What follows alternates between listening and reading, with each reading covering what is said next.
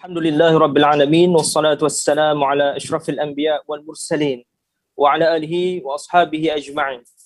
Subhanaka la ilma lana illa ma 'allamtana innaka antal alimul hakim. Rabbana shrah lana sudurana wa yassir lana umurana wahlul 'uqdatan min alsinatina yafqahu aqwalana. Sama-sama kita mulakan munajat demi Palestin dan keamanan sejagat malam ini dengan membacakan Ummul Kitab Al-Fatihah.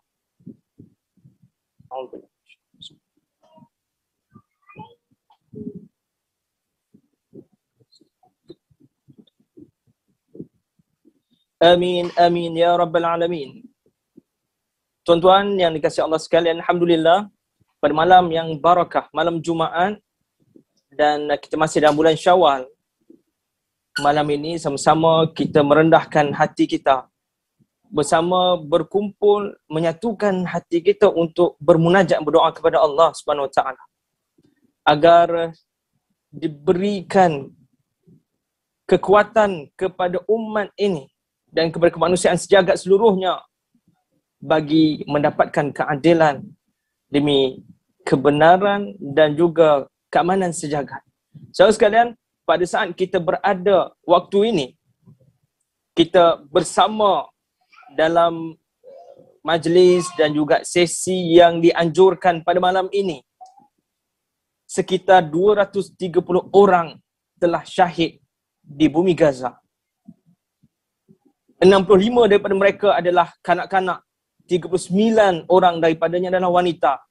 1,760 orang cedera, merangkumi 540 orang daripadanya kanak-kanak. 2,650 orang ataupun 2,650 serangan udara berlaku sepanjang tempoh sekitar lebih 10 hari pergolakan itu berlaku. Lebih 1,900 serangan artileri, lebih 1,030 rumah musnah sepenuhnya. 6,600 rumah rosak teruk. Itu tidak dapat kita bayangkan dalam keadaan kita berada di Malaysia pada hari ini. Sekarang, dalam konteks ini, maka pada malam ini kita bermunajat berdoa kepada Allah. Khasnya dalam kalangan keluarga besar, jamaah, Wadah Abim dan PKBIM sebagai sebahagian dari pergerakan Islam di Malaysia yang merasa terpanggil untuk sama-sama melaksanakan munajat ini dan berdoa kepada Allah secara bersama, secara berjamaah. Bagi memulakan majlis kita pada malam ini, maka dengan ini saya memulakan dulu dengan menjemput yang berbahagia Saudara Ahmad Fahmi Samsudin, Naib Presiden Angkatan Bela Islam Malaysia, merangkap Ketua Eksekutif Global Peace Mission Malaysia, bagi menyampaikan ucapan sambutan dan taklimat ringkas berkaitan dengan keadaan mutakhir yang berlaku di Palestin waktu ini. Saya dengan ini mempersilakan dengan hormatnya. Birruh, biddam, bilmal, nafdi kaya aqsa. Birruh, bilmal, biddam, nafdi kaya aqsa. Terima kasih saudara Fazril Saleh, Setiausaha Agung Abim, rangkap pengacara kita pada malam ini. Alhamdulillahirabbil alamin wassalatu wassalamu ala asyrafil anbiya wal mursalin Sayyidina Muhammadin wa ala alihi wa sahbihi ajma'in. Bismillahirrahmanirrahim. Subhanallazi asra bi abdihi lailan minal masjidil haram ilal masjidil aqsa allazi barakna haulahu. Sadaqallahul azim.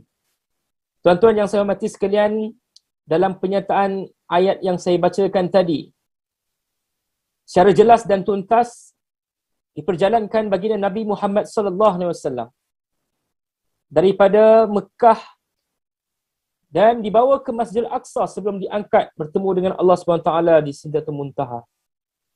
Tuan-tuan, ini satu simbolik dan juga penyataan bagaimana kita menghampiri fasa-fasa akhir dunia. Simbolik penyataan bukan sahaja dalam soal peristiwa Isra' dan Mi'raj, tapi melihatkan bagaimana hari ini seluruh dunia menumpukan perhatian kepada Al-Aqsa. Walaupun kita tahu sejak daripada perjanjian Balfour sehinggalah kepada Deal of the Century, telah banyak berlakunya babak-babak penting sejarah yang memberikan satu tafsiran, kita boleh sebut angka kematian.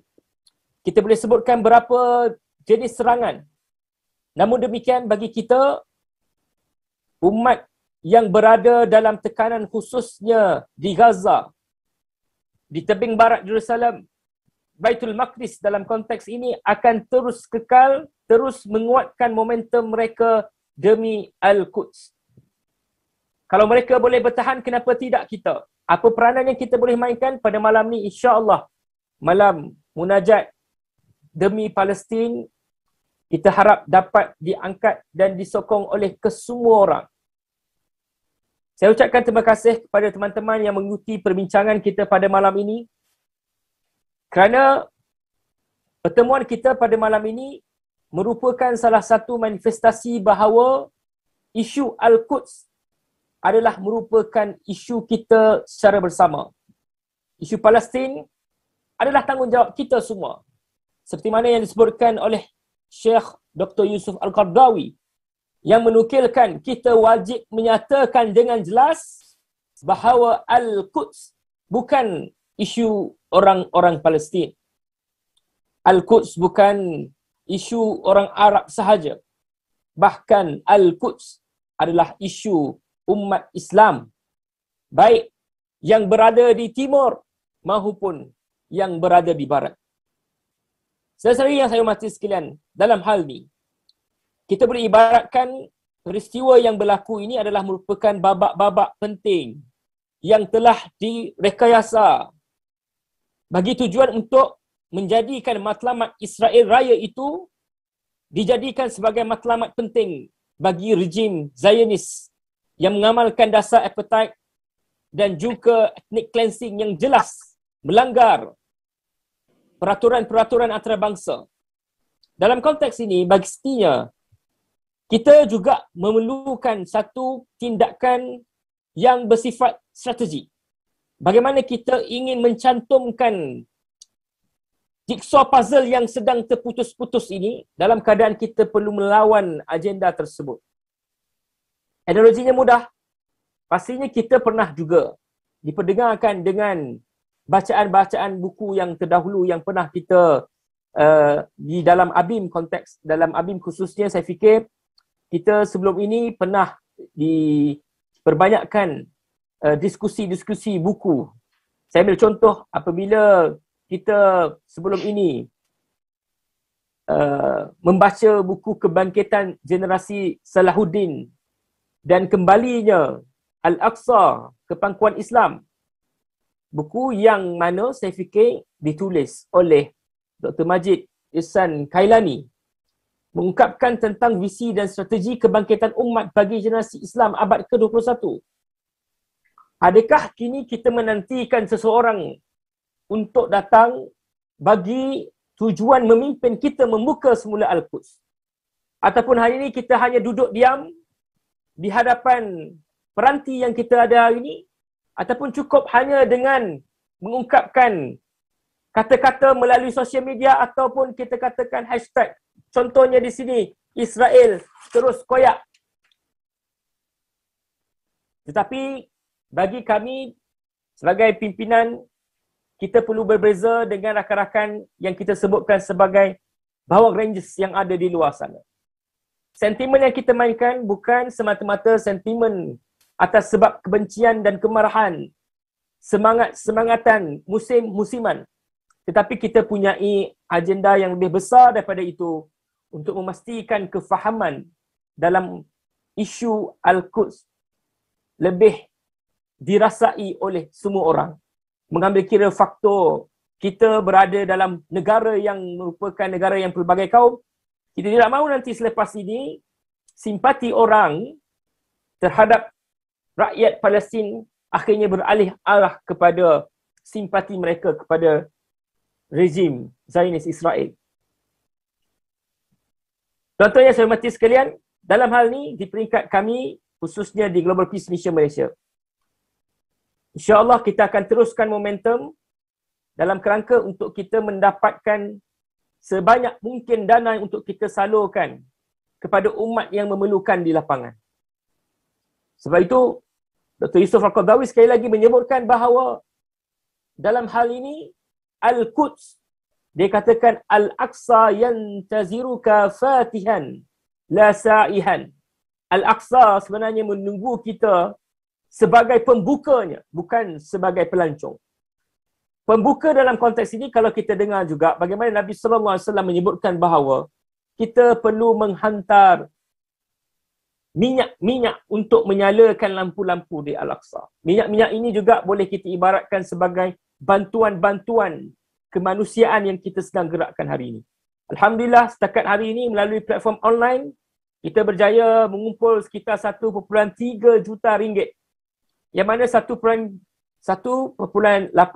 juta kita telah peruntukkan bantuan ini bagi komitmen kita dalam penyertaan ABIM dan juga Global Peace Mission dalam solidariti anak-anak muda di bawah platform My Aqsa Defenders. InsyaAllah, Alhamdulillah, 1 juta awal telah diserahkan dan digerakkan kempennya di Gaza ketika ini dan selepas ini akan lebih banyak jumlah bantuan yang diserahkan ini yang akan kita berikan kepada umat. Semalam dalam sidang media yang telah kita anjurkan menyebutkan bahawa kutipan ini telah mencecah 17.8 juta. Ini kekuatan yang kita ada menggunakan platform sosial media. Kekuatan yang ada pada anak-anak muda yang menjadi satu fenomena di seluruh dunia. Kita perlu perhebatkan lagi inisiatif seperti ini. Kita perlu perbanyakkan lagi tanda pagar tertentu untuk umat bersama-sama kita dalam peperangan cyber ini. Dan ini adalah merupakan peperangan yang akan memberikan kemenangan moral kepada kita dan rakyat di sana insya-Allah akan terus mendoakan kita. Mereka berada dalam keadaan kesengsaraan. Mereka berada dalam situasi dizalimi.